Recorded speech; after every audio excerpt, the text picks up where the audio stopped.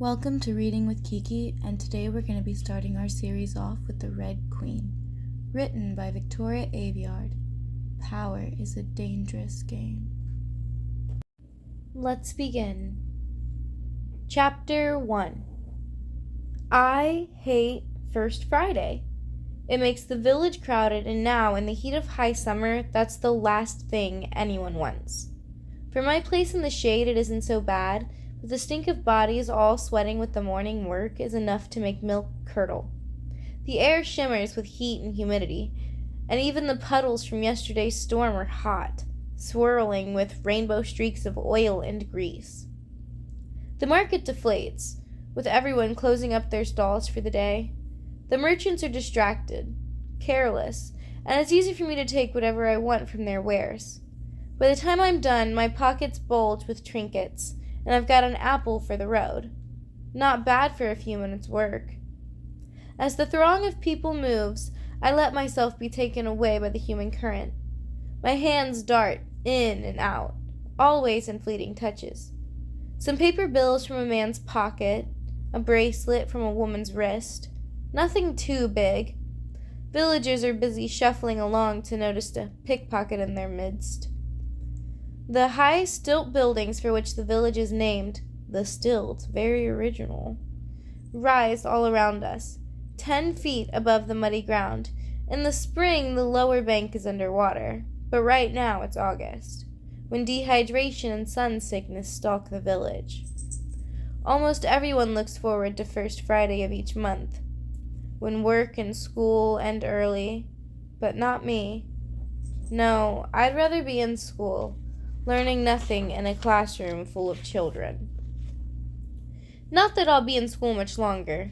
My 18th birthday is coming, and with it conscription. I'm not apprenticed, I don't have a job, so I'm going to be sent to the war like all the other idle ones.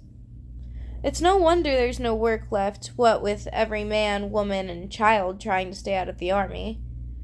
My brothers went to war when they turned 18, all 3 of them sent to fight Lakelanders. Only Shade can write worth a lick, and he sends me letters when he can. I haven't heard from my other brothers, Bree and Trammy, in over a year. But no news is good news. Families can go years without hearing a thing, only to find their sons and daughters waiting on the front doorstep, home on leave or sometimes blissfully discharged. But usually you receive a letter made of heavy paper stamped with the King's Crown seal, below a short, "Thank you for your child's life." Maybe you even get a few buttons from their torn, obliterated uniforms. I was 13 when Bree left. He gave me a kiss on the cheek and gave me a single pair of earrings for my little sister Gisa and me to split. They were dangling glass beads, the hazy pink color of sunset. We pierced our ears ourselves that night. Trammy and Shade kept up the tradition when they left. Now, Gisa and I have one ear each set with 3 tiny stones to remind us of our brothers fighting somewhere. I didn't really believe they'd go, not until the Legionnaire in his polished armor showed up and took them away, one after another. And this fall they'll come after me. I've already started saving and stealing to buy Gisa some earrings when I go. Don't think about it. That's what Mom always says. About the army, about my brothers, about everything. Great advice, Mom.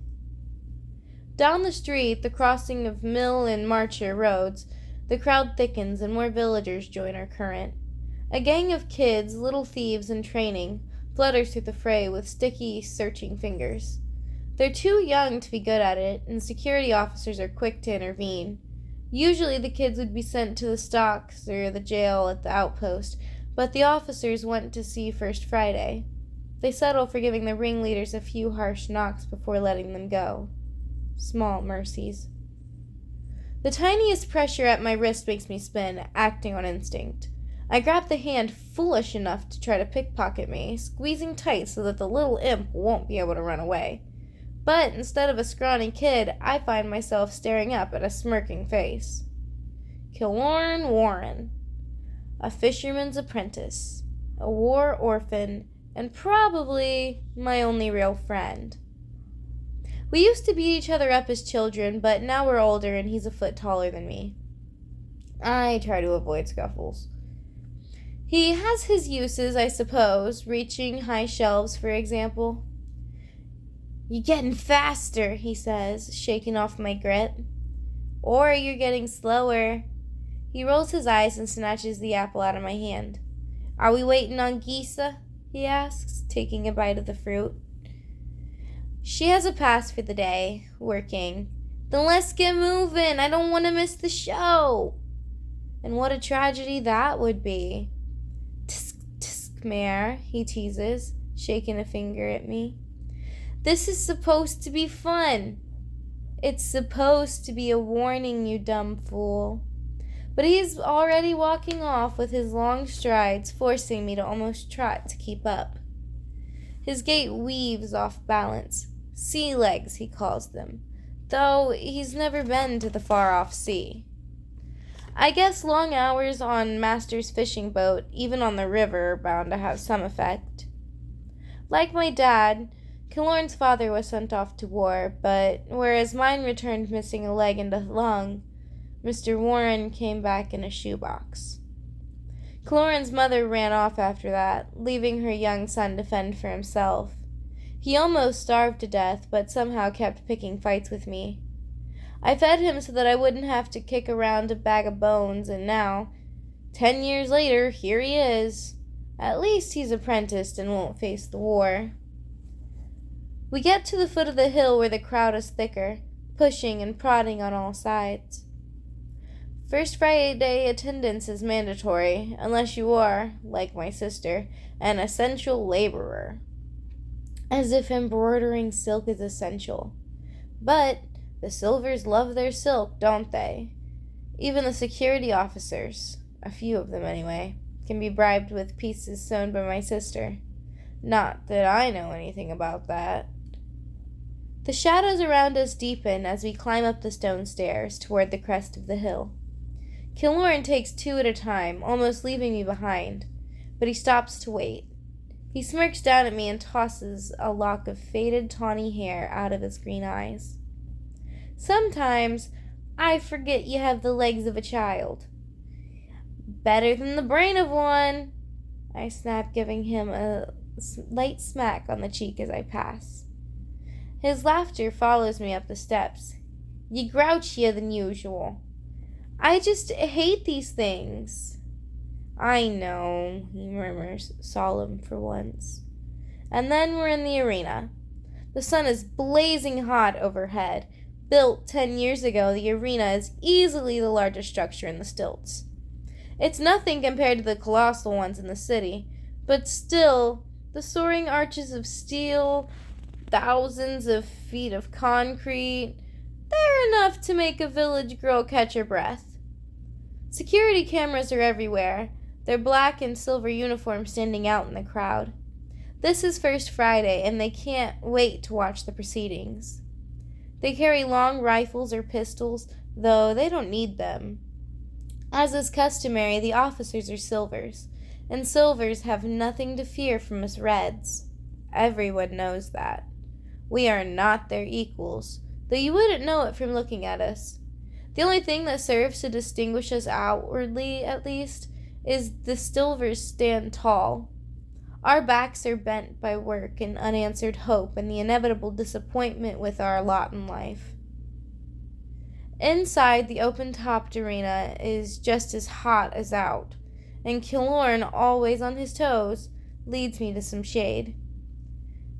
We don't get seats here, just long concrete benches, but the few silver nobles above enjoy cool, comfortable boxes, where they have drinks, food, ice, even in a hot summer, cushioned chairs, electric lights, and other comforts I'll never enjoy. The Silvers don't bat an eye at any of it, complaining about the wretched conditions. I'll give them a wretched condition, if I ever have the chance. All we get are hard benches and a few screechy video screens, almost too bright and too noisy to stand. "Bet you a day's wages is another strong arm today," Killorn says, tossing his apple core toward the arena floor. No bet, I shook back at him. Many Reds gamble their earnings on fights, hoping to win a little something to help them get through another week. But not me. Not with Killorn. It's easier to cut the bookie's purse than try to win money for it. You shouldn't waste your money like that. It's not a waste of money if I'm right. It's always a strong arm beating up on someone.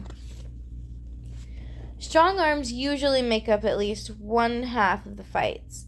Their skills and abilities better suited to the arena than almost any other silver.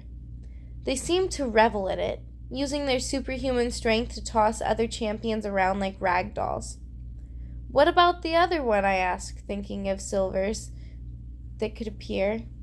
Telkies, swifts, nymphs, greenies, stoneskins, all of them terrible to watch. Not sure. Hopefully something cool. I could use some fun. Killorn and I don't really see eye to eye in the feats of First Friday. For me, watching two champions rip into each other is not enjoyable, but Killorn loves it. Let them ruin each other, he says. They're not our people. He doesn't understand what the feats are about. This isn't mindless entertainment meant to give us respite from grueling work. This is calculated, cold, a message. Only silvers can fight in the arena because only a silver can survive the arena. They fight to show us their strength and power. You are no match for us. We are your betters. We are gods. It's written in every superhuman blow the champions land. And they're absolutely right. Last month, I watched a swift battle a Telki, and though the Swift could move faster than the eye could see, the Telki stopped him cold with just the power of his mind. He lifted the other fighter right off the ground. The Swifty started to choke, and I think the Telki had some invisible grip on his throat. When the Swift's face turned blue, they called the match. Killorn cheered. He bet on the Telki. Ladies and gentlemen, silvers and reds, welcome to First Friday, the feet of August. The announcer's voice echoes around the arena, magnified by the walls. He sounds bored as usual, and I don't blame him. Once the feats were not matches at all, but executions. Prisoners and enemies of the state would be transported to Archeon, the capital, and killed in front of the silver crowd. I guess the silvers liked that, and the matches began. Not to kill, but to entertain. Then they became the feats and spread out to other cities, to different arenas and different audiences. Eventually the Reds were granted admission, confined to the cheap seats. It wasn't long until the silvers built arenas everywhere, even villages like the Stilts, and attendance that was a gift became a mandatory curse. My brother Shade says it's because arena cities enjoyed a marked reduction in red crime, dissent, and few acts of rebellion. Now silvers don't use this execution or the legions or even security to keep the peace. Two champions can scare us just as easily. Today, the two in question look up to the job. The first to walk out on the white sand is announced as Cantos Karos, a silver from Harbor Bay in the east. The screen glares a clear picture of the warrior, and no one needs to tell me this is a strong arm. He has arms like tree trunks, corded and veined, and straining against his own skin. When he smiles, I can see all his teeth are gone or broken. Maybe he ran afoul of his own toothbrush when he was growing a boy. Next to me, Killorn cheers and the other villagers roar with him. A security officer throws a loaf of bread at the louder ones for their trouble. To my left, another hands a screaming child a bright yellow piece of paper. Lek papers. Extra electricity rations. All of it makes us cheer, to make us scream, to force us to watch, even if you don't want to. That's right! Let him hear you! The announcer draws, forcing as much enthusiasm into his voice as he can. And here we have his opponent, straight from the capital, Samson Mirandus. The other warrior looks pale and weedy next to the human-shaped hunk of muscle, but his blue steel armor is fine and polished to a high sheen. He's probably the second son of a second son, trying to renown the new arena. Though he should be scared, he looks strangely calm. His last name sounds familiar, but that's not unusual. Many silvers belong to famous families called houses, with dozens of members. Governing family of our region, the Capital Valley, is House Well, though I've never seen Governor Well in my life. He never visits it more than once or twice a year, and even then he never stops to entertain the Red Village like mine. I saw his riverboat once, a sleek thing with green and gold flags. He's a greenie, and when he passed, the trees on the bank burst into blossom and flowers popped out of the ground. I thought it was beautiful, until one of the older boys threw rocks at his boat. The stones fell harmlessly into the river. They put the boy in the stocks anyway. It'll be the strong arm for sure. Killorn growls at the small champion. How do you know? What's Samson's power? Who cares? He's going to lose, I scoff, settling in to watch. The usual call rings out over the arena. Many rise to their feet, eager to watch. But I stay seated in silent protest. As calm as I might look, anger boils in my skin. Anger and jealousy. We are gods, echoes in my head. Champions, set your feet. They do, digging in their heels on opposite sides of the arena. Guns aren't allowed in arena fights. So, Kantos draws a short, wide sword. I doubt he'll need it. Samson produces no weapons, his fingers merely twitching by his side. A low, humming electric tones run through the arena. I hate this part. The sound vibrates in my teeth, in my bones, pulsing until I think something might shatter. It ends abruptly with a chirping chime. It begins. I exhale. It looks like a bloodbath right away. Kantos barrels forward like a bull, kicking up sand in his wake. Samson tries to dodge Kantos, using his shoulder to slide under the silver. But the strong arm is quick. He gets a hold of Samson's leg and tosses him around the arena like he's made of feathers. The subsequent cheers over Samson's roar of pain as he collides with the cement wall, but it's written on his face. Before he can hope to stand, Kantos is over him, heaving him skyward. He hits the sand in a heap of what can only be broken bones, but somehow rises to his feet again. Is he a punching bag? Killorn laughs. Let him have it, Kantos. Killorn doesn't care about an extra half a loaf of bread or a few more minutes of electricity. That's not why he cheers. He honestly wants to see blood. Silver blood. Silver blood. Stain the arena. It doesn't matter that the arena is everything we aren't, everything we can't be, everything we want. He just needs to see it and trick himself into thinking they are truly human, and then they can be hurt and defeated. But I know better. Their blood is a threat, a warning, a promise. We are not the same and never will be. He's not disappointed. Even the box seats can see the metallic iridescent liquid dripping from Samson's mouth. It reflects the summer sun like a watery mirror, painting a river down his neck and into his armor. This is the true division between silvers and reds, the color of our blood. This simple difference somehow makes them stronger, smarter, better than us. Samson spits, sending a sunburst of silver blood across the arena. 10 yards away, Kantos tightens his grip on his sword, ready to incapacitate Samson and end this. Perfect fool, I mutter.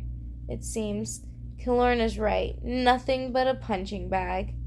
Cantos pounds through the sand, sword held high, eyes on fire, and then he freezes mid-step, his armor clanking with a sudden stop. From the middle of the arena, the bleeding warrior points at Cantos with a stare to break bone. Samson flicks his fingers, and Cantos walks perfectly in time with Samson's movements. His mouth falls open, like he's gone slow or stupid, like his mind is gone. I can't believe my eyes. A deathly quiet falls over the arena as we watch, not understanding the scene below us. Even Kalorn has nothing to say. A whisper, I breathe aloud. Never before have I seen one in the arena. I doubt anyone has. Whispers are rare, dangerous, and powerful, even among silvers, even in the capital. The rumors about them vary, but it boils down to something simple and chilling. They can enter your head, read your thoughts, and control your mind. And that is exactly what Samson is doing, having whispered his way past Cantos' armor and muscle into his very brain where there is no defenses. Cantos raises his sword, hands trembling. He's trying to fight Samson's power, but, strong as he is, there's no fighting the enemy in his mind. Another twist of Samson's hand, and silver blood splashes across the sand as Cantos plunges his sword straight through his armor and into the flesh of his own stomach. Even up in the seats I can hear the sickening squelch of metal cutting through meat. As the blood gushes from Cantos, gasps onto the arena. We've never seen so much blood here before. Blue lights flash to life, bathing the arena floor in a ghostly glow, signaling the end of the match. Silver healers run across the sand, rushing the falling Cantos. Silvers aren't supposed to die here. Silvers are supposed to fight bravely, to flaunt their skills, to put on a good show, but not die. After all, they aren't reds. Officers move faster than I've ever seen before. A few are swifts, rushing to and fro in a blur as they herd us out. They don't want us around Cantos if he dies on the scene. Meanwhile, Samson strides from the arena like a titan. His gaze falls on Cantos' body, and I believe him to look apologetic. Instead, his face is blank, emotionless, and it's so cold. The match was nothing to him. We are nothing to him. In school, we learned about the world before ours, about the angels and gods that lived in the sky, ruling the earth with kind and loving hands. Some say those are just stories, but I don't believe that. Those gods rule us still. They have come down from the stars, and they are no longer kind. Thank you for joining us in Chapter 1. Now we're going to begin Chapter 2. Our house is small, even by Stilt's standards, but at least we have a view. Before his injury during one of his army leaves, Dad built the house high so we could see across the river. Even through the haze of summer, you could see the cleared pockets of land where the once forest now logged into oblivion. They looked like a disease, but to the north and west, the untouched hills are a calm reminder. There is so much more out there. Beyond us, beyond the silvers, beyond everything I know. I climbed the ladder up to the house, over worn wood shaped to the hands that ascend and descend every day. From this height I can see a few boats heading upriver, proudly flying their bright flags. Silvers. They're the only ones rich enough to use private transportation. While they enjoyed wheeled transports, pleasure boats, even high-flying air jets, we get nothing more than our own 2 feet or a push cycle if we're lucky. The boats must be heading to Somerton, the small city that springs to life around the king's summer residence. Gisa was there today, aiding the seamstress she appointed to. They often go to the market there when the king visits to sell her wares to the silver merchants and nobles who follow the royals like ducklings.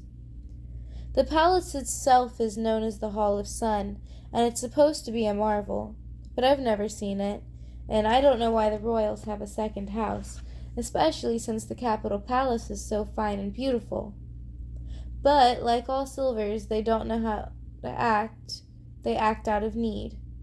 They are driven by what they want, and what they want, they get.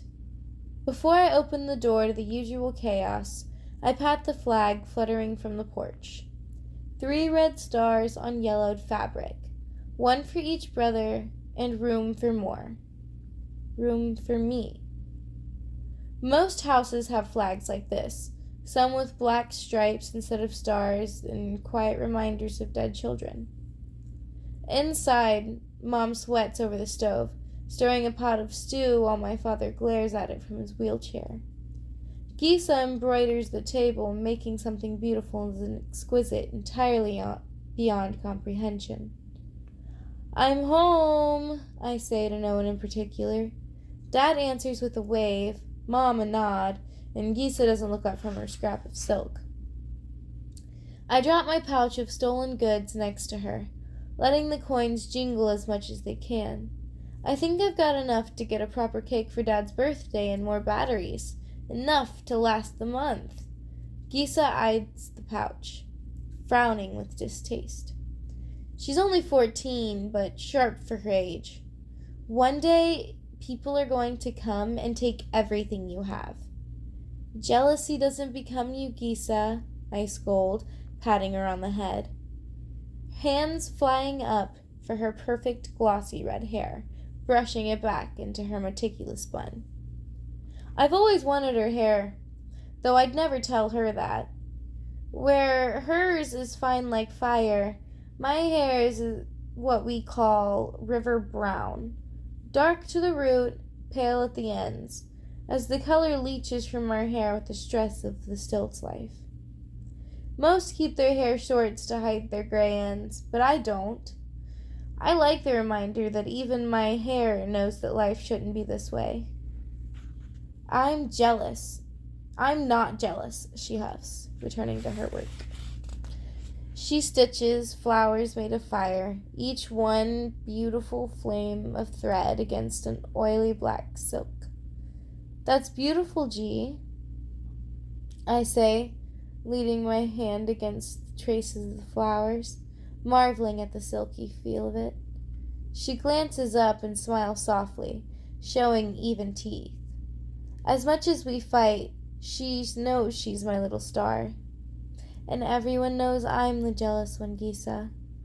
I can't do anything but steal from people who actually do things. Once she finishes her apprenticeship, she'll be able to open her own shop.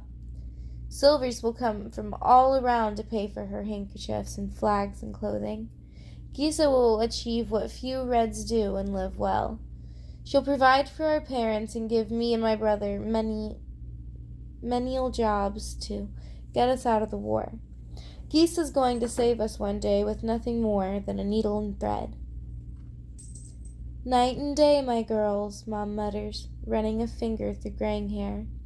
She doesn't mean it as an insult, but a prickly truth.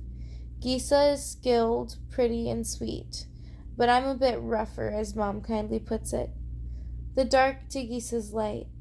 I suppose the only common things between us are the shared earrings and the memories of our brothers. Dad wheezes from his corner and hammers his chest with a fist. This is common since he only has one real lug. Luckily, the skill of Red Medic saved him, replacing the collapsed lung with a device that could breathe for him. It wasn't a silver invention, as they have no need for such things. They have healers, but healers don't waste their time saving the Reds, or even working on the front lines keeping soldiers alive. Most of them remain in the cities, prolonging the lives of ancient silvers, mending lives destroyed by alcohol and the like. We're forced to indulge in the underground market of technology and inventions to help better ourselves. Some are foolish, most don't work, but a bit of clinking metal saved my dad's life, and I can hear it ticking away, a tiny pulse to keep Dad breathing. I don't want cake, Dad grumbles. I don't miss his glance towards his growing belly. Well, tell me what you do want, Dad. A new watch or mare. I do not consider something you stole off of someone's wrist to be new. Before another war can brew in the Barrow house, Mom puts the stew off the stove. Dinner is served! She brings it to the table and fumes wash over me. It smells great, Mom. Gisa lies. Dad is not so tactful and grimaces at the meal. Not wanting to be shown up, I down some stew. It's not as bad as usual, to my pleasant surprise. You used that pepper I brought you? Instead of nodding and smiling and thanking me for noticing, she flushes and doesn't answer. She knows I stole it, just like all my gifts. Gisa rolls her eyes and eats her soup, sensing where this is going. You'd think by now I'd be used to it, but their disapproval wears on me. Sighing, Mom lowers her face into her hands. Mare, you know I appreciate. I just wish, I finish for her, that I was like Gisa. Mom shakes her head. Another lie. No, of course not. That's not what I meant. Right. I'm sure they can sense my bitterness on the other side of the village. I try my best to keep my voice from breaking. It's not the only way I can help out before. It's the only way I can help out before I go away. Mentioning the war is a quick way to silence my house. Even Dad's wheezing stops. My mom turns her head, her cheeks flushing red with anger. Under the table, Gisa's hand closes around mine. I know you're doing everything you can for the right reasons, Mom whispers. It takes a lot for her to say this, but it comforts me all the same. I keep my mouth shut and force a nod. Then Gisa jumps in her seat like she's been shocked. Oh, I almost forgot. I stopped at the post on my way back from Somerton. There was a letter from Shade. It's like setting off a bomb. Mom and Dad scramble, reaching for the dirty envelope Gisa pulls out of her jacket. I let them pass it over, examining the paper. Neither can read, so they glean whatever they can from the paper itself. Dad sniffs the letter, trying to place the scent. Pine, not smoke. That's good. He's away from the choke. We all breathe a sigh of relief at that. The choke bombed out a strip of land connecting Norda and the Lakelands, where most of the war is fought. Soldiers spend the majority of their time there, ducking in trenches doomed to explode, or making daring pushes at the end of a massacre. The rest of the border is mainly lake, though in the far north it becomes a tundra, too cold and barren to fight over. Dad was injured in the choke years ago when a bomb dropped on his unit. Now the choke is destroyed by decades of battle, and the smoke of explosions is a constant fog, and nothing can grow there. It's dead and gray, like the future of war. He finally passes the letter over for me to read, and I open it with great anticipation, both eager and afraid to see what Shay has to say. Dear family, I am alive, obviously. That gets a chuckle out of Dad and me, and even a smile from Gisa. Mom is not amused, even though Shade starts every letter like this. We've been called away from the front, as Dad and the Bloodhound has probably guessed. It's nice getting back to the main camps. It's red as the dawn is up here. You barely even see the silver officers. And without the choke smoke, you can actually see the sun rise stronger every day, but I won't be in for long. Command's plans to repurpose the unit for lake combat, and we've been assigned to one of the new warships. I met a medic detached from her unit who said she knew Trammy and that he's fine. Took a bit of shrapnel retreating from the choke, but he recovered nicely. No infection, no permanent damage. Mom sighs aloud, shaking her head. No permanent damage, she scoffs. Still nothing about Bree, but I'm not worried. He's the best of us, and he's coming up on his 5-year leave. He'll be home soon. Mom, so stop your worrying. Nothing else to report, at least that I can write in a letter. Gisa, don't be too much of a show-off, even though you deserve to be. Mare, don't be such a brat all the time, and stop beating up that Warren boy. Dad, I'm proud of you. Always love all of you. Your favorite son and brother, Shade. Like always, Shade's words pierce through us. I can almost hear his voice if I try hard enough. Then the lights above us suddenly start to whine. Did no one put in the ration papers I got yesterday? I ask before the lights flicker off, plunging us into darkness. As my eyes adjust, I can see Mom shaking her head. Gisa groans. Can we not do this again?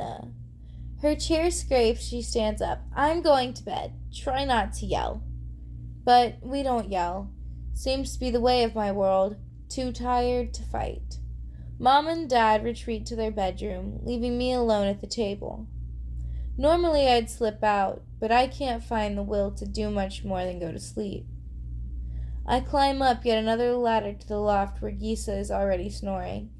She can sleep like no other, dropping off in a minute or so when it can sometimes take me hours. I settle into my cot, content to simply lie there and hold Shade's letter like Dad said. It smells strongly of pine. The river sounds nice tonight, tripping over stones in the bank as it lulls me to sleep. Even in the old fridge, a rusty battery-run machine that usually whines hard, it hurts my head, doesn't trouble me tonight. But then a bird call interrupts my descent into sleep. Killorn. No. Go away. Another call. Louder this time. Gisa stirs a little, rolling over into her pillow. Grumbling to myself, hating Killorn, I roll out of my cot and slide down the ladder. Anyone else would trip over the clutter in the main room, but I have great footing thanks to my years of running from officers. I'm down the stilt ladder in a second and landing ankle deep in mud. Killorn is waiting, appearing out in the shadows beneath the house. I hope you like black eyes, because I have no problem giving you one for this. The sight of his face stops me short. He's been crying. Killorn does not cry.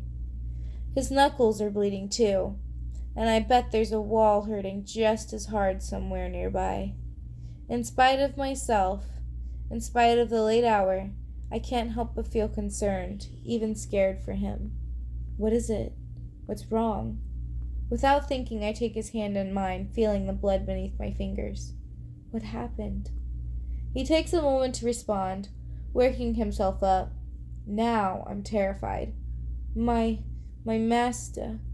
He fell. He died. I'm not an apprentice anymore. I tried to hold in a gasp, but it echoes anyways, taunting us. Even though he doesn't have to. Even though I know what he's trying to say, he continues. I hadn't even finished training, and now... He trips over his words. I'm 18, the other fishermen have apprentices. I'm not working. I can't get work. The next words are like a knife to my heart. Killorn draws a ragged breath, and somehow I wish I wouldn't have to hear him say, they're going to send me to war.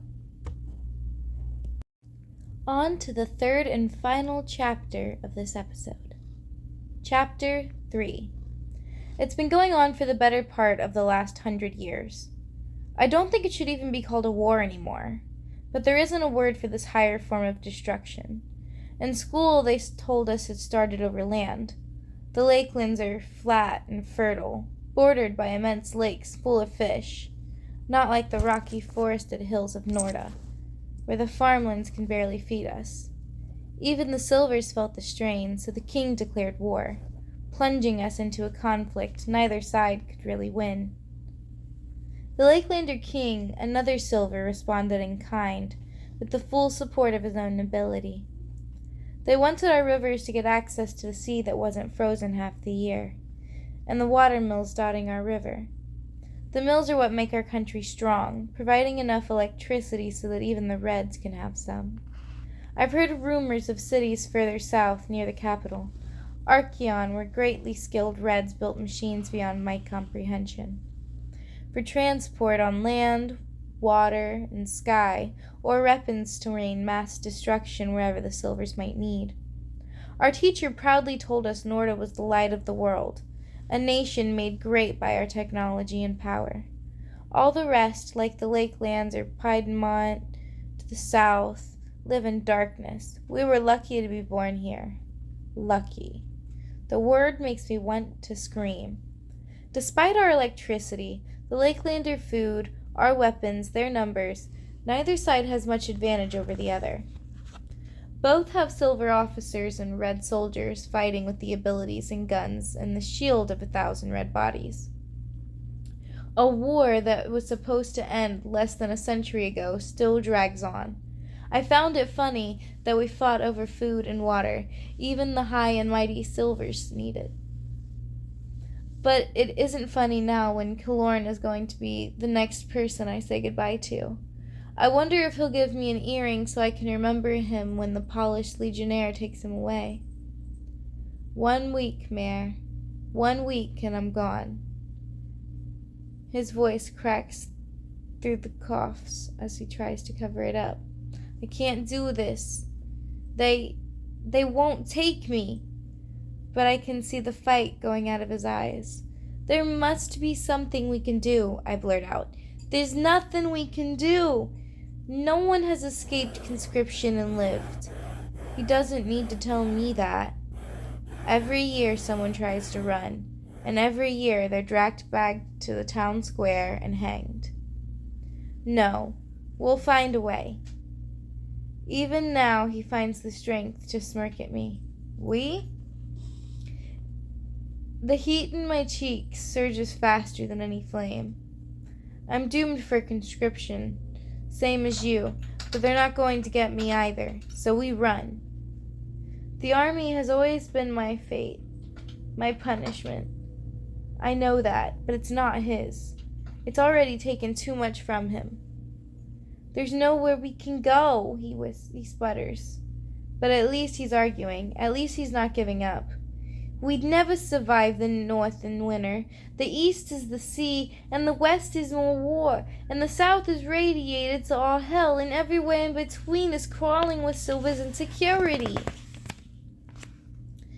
The words pour out of me like a river. So is the village, crawling with Silvers and security, and we managed to steal right under their noses and escape with our heads.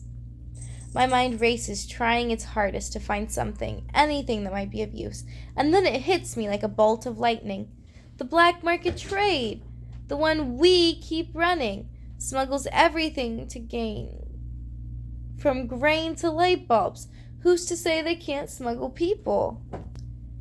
His mouth opens, about to spout 1,000 reasons why this won't work, but then he smiles and nods. I don't like getting involved with other people's business. I don't have time for it, and yet here I am, listening to myself, saying 4 dooming words. Leave everything to me. The things we can't sell to the usual shop owners we have to take to Will Whistle. He's old, too feeble to work the lumber yards, so he sweeps the streets by day. At night he sells everything you could want out of his moldy wagon. From heavily restricted coffee to exotics from Archeon. I was 9 with a fistful of stolen buttons when I took my chances with Will. He paid me 3 copper pennies for 'em, no questions asked. Now I'm his best customer, and probably the reason he manages to stay afloat in such a small place. On a good day, I might even call him a friend. It was years ago before I discovered Will was part of a much bigger operation. Some call it the underground, others call it the black market. But all I care about is what they can do. They have fences. People like Will everywhere. Even in Archeon, it's impossible, as that sounds. They transport illegal goods all over the country. and I'm betting that they make an exception and transport a person instead. Absolutely not. In 8 years, Will has never said no to me. Now that wrinkled old fool is practically slamming the door shut on his wagon in my face. I'm happy Kaloran stayed behind so he doesn't have to see me fail him. Will, please, I know you can do it. He shakes his head, white beard waggling. Even if I could, I am a tradesman. The people I work with aren't the type to spend their time and effort shuttling another runner from place to place. It's not our business. I can feel my only hope, Kaloran's only hope, slipping right through my fingers. Will must see the desperation in my eyes because he softens. Leaning against the wagon door, he heaves a sigh and glances backward into the darkness of the wagon. After a moment, he turns back around and gestures, beckoning me inside. I follow gladly. Thank you, Will, I babble. You don't know what this means to me. Sit down and be quiet, girl, a high voice says to me. Out of the shadows of the wagon, hardly visible in the dim light of the Will's single blue candle, a woman rises to her feet. Girl, I should say, as she barely looks older than me, but she's much taller, with the air of an old woman. The gun at her hip, tucked into a red sash belt stamped with suns, is certainly not authorized. She's too blonde and fair to be from the stilts, and judging by the light sweat on her face, she's not used to the heat or humidity. She is a foreigner, an outlander, and an outlaw at that. Just the person I want to see. She waves me to the bench, cut into the wagon wall, and she sits down, again, only when I have. Will follows closely behind, and all but collapses into a worn chair, his eyes flitting between the girl and me. Mare Barrow, meet Farley, he murmurs, and she tightened her jaw. Her gaze lands on my face. You is to transport cargo. Myself and a boy. She holds up a large calloused hand, cutting me off. Cargo, she says, eyes full of meaning. My heart leaps into my chest. Farley girl might be of the helping kind.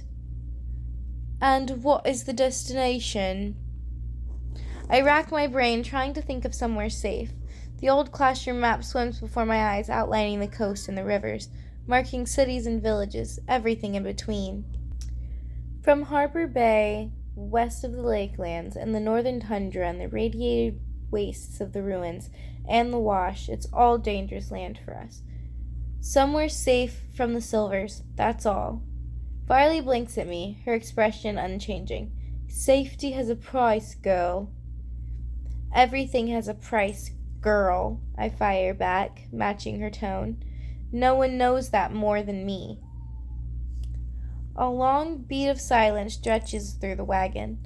I can feel the night wasting away, taking precious minutes from Kaloran. Farley must sense my unease and impatient, but makes no hurry to speak. After what seems like an eternity, her mouth finally opens. The Scarlet God accepts Mare Barrow. It takes all the restraint I have to keep from jumping out of my seat with joy. But something tugs at me, keeping a smile from crossing my lips.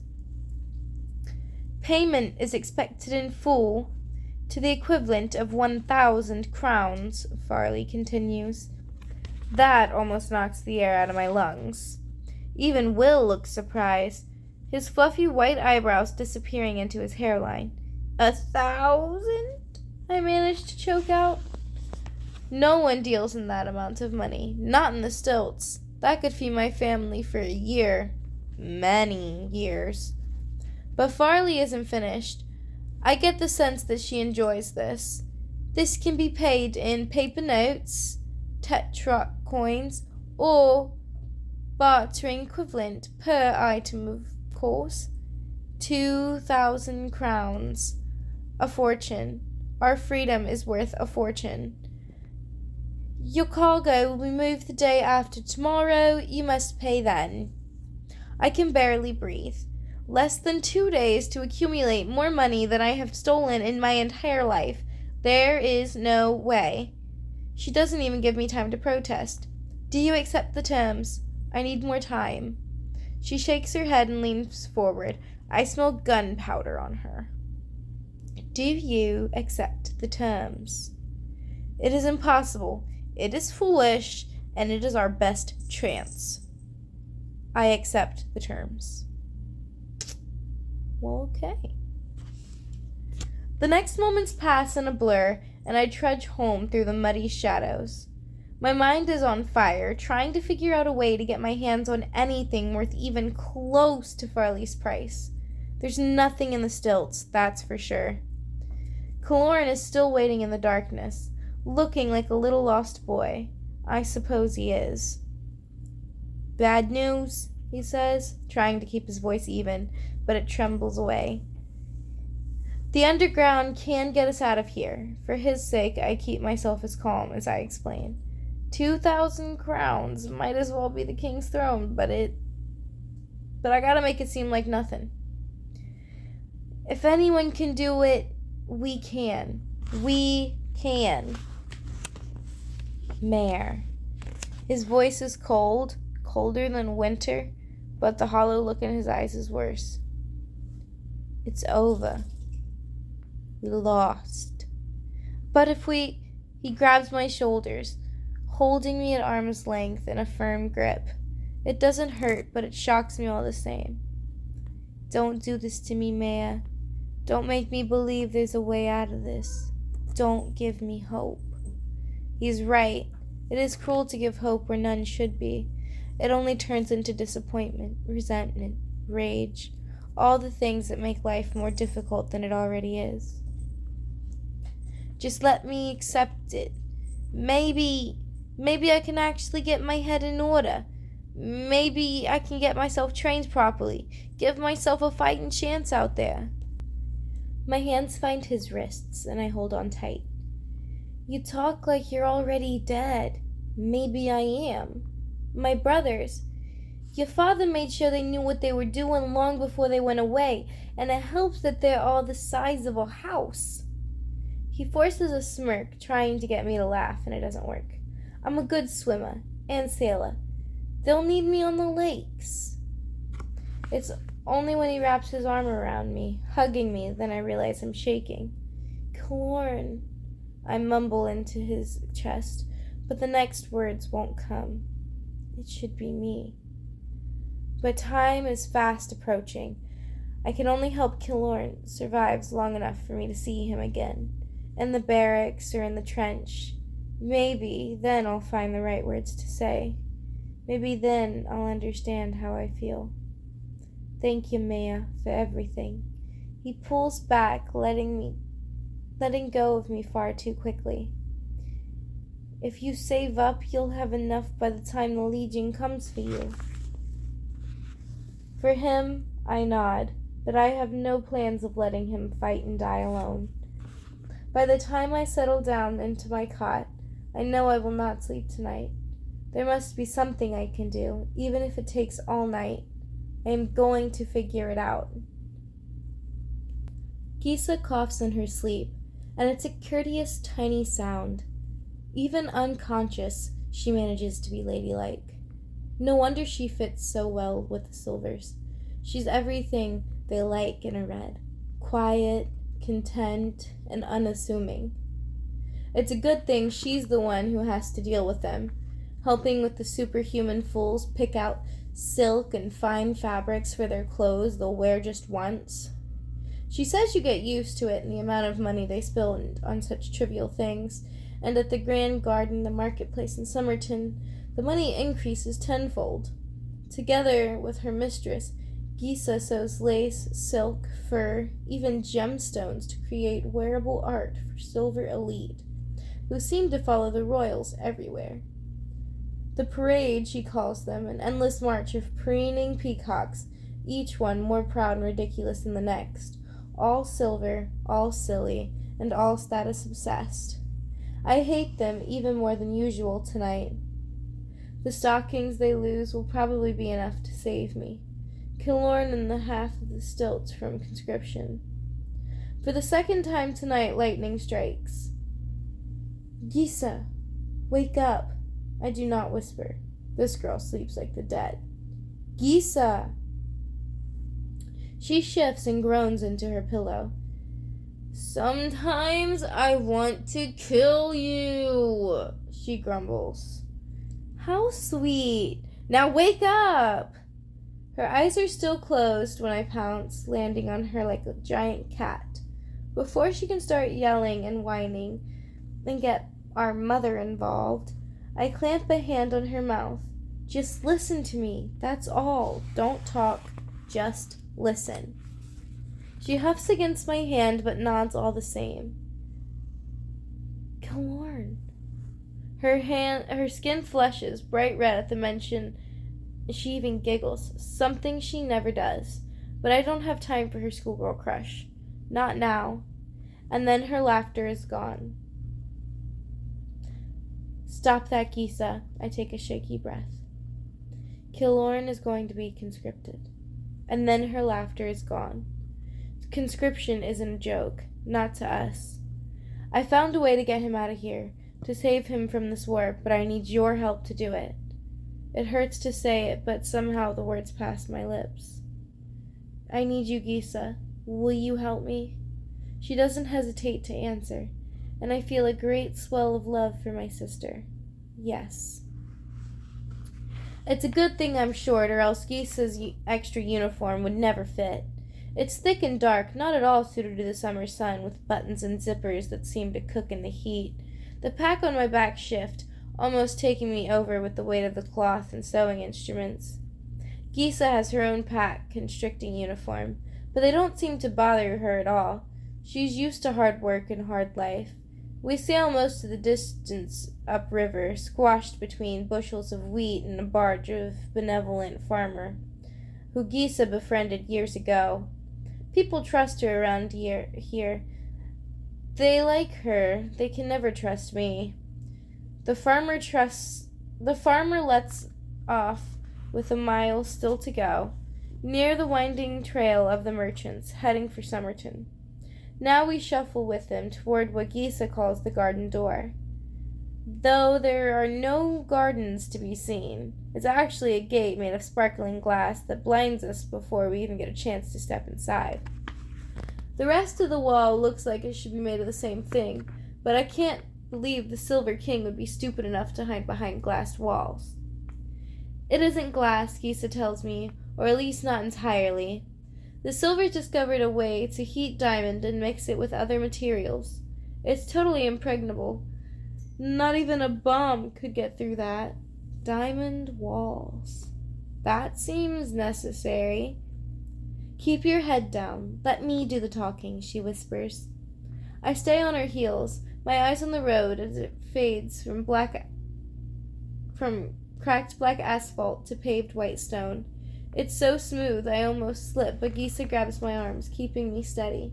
Kilorn wouldn't have a problem walking on this, not with his sea legs. But then Kilorn wouldn't be here at all. He's already given up. I will not. As we get closer to the gates, I squint through the glare and see the other side. Though Somerton only exists for the season, abandoned before the first frostfall, it's the biggest city I've ever seen. There are bustling streets, shops, cantina bars, houses, and courtyards, all of them pointed toward a shimmering monstrosity of diamond glass and marble. And now I know where it got its name. The Hall of the Sun shines like a star, reaching 100 feet into the air in a twisting mass of spires and bridges. Parts of it darken, seemingly at will, to give occupants privacy. Can't have peasants looking at the king in his court. It's breathtaking, intimidating, magnificent, and this is just the summer house? Names, a gruff voice barks, and Gisa stops short. Gisa Barrow, this is my sister Mare Barrow. She's helping me bring some wares for my mistress. She doesn't flinch, keeping her voice even, almost bored. The security officer nods at me and I shift my pack, making a show of it. Gisa hands over our identification cards. Both of them torn, dirty things, ready to fall apart, but they suffice. The man examining us must know my sister because he barely glances at her ID. Mine he scrutinizes, looking between my face and my picture for a good minute. I wonder if he's a whisper too and can read my mind. That would put an end to this little excursion very quickly and could probably get me a cable noose around my neck. Wrists, he sighs, already bored with us. For a moment I'm puzzled, but Gisa sticks out her right hand without a thought. I follow the gesture, pointing my arm to the officer. He slaps a pair of red bands around our wrists. The circles shrink around us. They're tight as shackles. There's no removing these things on their own. Move along, the officer says, gesturing with a lazy wave of the hand. 2 young girls are not a threat in his eyes. Gisa nods in thanks, but I don't. The man doesn't deserve an ounce of appreciation from me. The gates yawn open around us, and we march forward. My heartbeat pounds in my ears, drowning out the sounds of the grand garden as we enter a different world. It's a market like I've never seen, dotted with flowers and trees and fountains. The Reds are few and fast, running errands and selling their own wares. All marked by their red bands. Though the Silvers wear no band, they're easy to spot. They drip with gems and precious metals. A fortune on every one of them. One slip of a hook and I can go home with everything I'll ever need. All are tall and beautiful and cold, moving with slow grace no Red can claim. We simply don't have the time to move that way. Gisa guides me past a bakery with cakes dusted in gold. A grocer displaying brightly colored fruits I've never seen before, and even a menagerie full of wild animals beyond comprehension. A little girl, Silver, judging by her clothes, feeds tiny bits of apple to a spotted horse-like creature with an impossibly long neck. A few streets over, a jewelry store sparkles in every color of the rainbow. I make note of it, but keeping my head straight here is difficult. The air seems to pulse, vibrant with life. Just when I think there could be nothing more fantastic than this place, I look closely at the Silvers, and remember exactly who they are. The little girl is a telkie levitating the apple 10 feet in the air to feed the long-necked beast. A florist runs his hands through the pot of white flowers and they explode into growth, curling around his elbows. He's a greenie, a manipulator of plants and the earth. A pair of nymphs sits by the fountain, lazily entertaining children with floating orbs of water. One of them has orange hair and hateful eyes, even while the kids mill around him. All over the square, every type of Silver goes about their extraordinary lives. There are so many, each one grand and wonderful and powerful, and so far removed from the world I know. This is how the other half lives, Gisa murmurs, sensing my awe. It's enough to make you sick. Guilt ripples through me. I've always been jealous of Gisa, her talent and all the privileges it affords her, but I've never thought of the cost. She didn't spend time in school and has few friends in the stilt. If Gisa were normal, she would have many. She would smile. Instead, the 14-year-old girl soldiers through with the needle and thread, putting the future of her family on her back, living neck-deep in a world she hates. Thank you, Guy, I whisper into her ear. She knows I don't just mean for today. Sally's shop is there, the one with the blue awning. She points down the street to a tiny store sandwiched between a pair of cafes. I'll be inside if you need me. I won't, I answer quickly. Even if things go wrong, I won't get you involved. Good. She grabs my hand, squeezing tight for a second. Be careful. It's crowded today, more than usual. More places to hide, I tell her with a smirk. But her voice is grave. More officers, too. We continue walking, every step bringing us closer to the exact moment she'll leave me alone in this strange place. A thrum of panic goes through me as Gisa gently lifts the pack from my shoulders. We've reached our shop. To calm myself, I ramble under my breath. Speak to no one, don't make eye contact, keep moving. I leave the way I came, through the garden door. The officer removes my band, I keep walking. She nods as I speak, her eyes wide and weary, and perhaps even hopeful. It's 10 miles to home. 10 miles to home, she echoes, wishing for all the world I could go home with her. I watch Gisa disappear beneath the blue awning. She's gotten me this far. Now it's my turn. Thank you so much for joining. Thanks so much for tuning in, everyone. Join us again soon as we find out what happens with Killorn and Mare.